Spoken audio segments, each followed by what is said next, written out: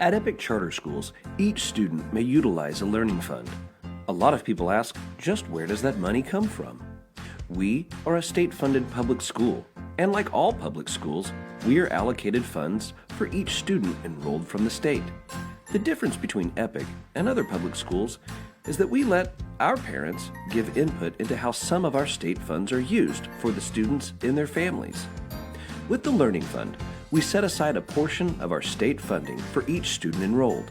Parents can request to use the fund for upgraded curriculum, various technology, and a variety of extracurricular activities.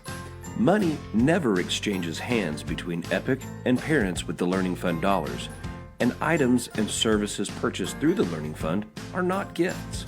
Instead, the school pays an approved Learning Fund vendor directly after a parent makes a request to use the fund for that purpose. There is nothing secretive about the Learning Fund expenses. All transactions are transparent and everything is audited annually, just as all school expenses are audited. Some critics of Epic don't like the Learning Fund, and we can't figure out why. At a traditional school, that per-pupil funding would be used to cover the costs of things like textbooks, necessary supplemental items, access to dedicated technology, physical education, athletics, and even fine arts in many public schools. So, what's the difference in Epic using a Learning Fund for those same expenses? Well, we give parents and students choices. Here's how this works for our parents. You simply make requests via the parent portal. Those requests must then be approved by the Learning Fund department.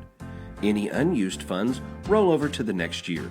Then, once you're done with any items acquired through the Learning Fund, you must return them to the school. So, what else is covered? Supplemental school items, lessons and educational classes, and even registration fees for things like the ACT, SAT, and more. But what is not covered? The funds cannot be used for membership fees. While we can cover the cost of a class at the YMCA, we cannot pay for a YMCA membership or admission costs to an event or venue. Yes, we know the zoo can be an educational experience, but entrance fees are not covered by the Learning Fund. The Epic Learning Fund is just another example of how parent choice paired with a philosophy that school can be different can create something extraordinary.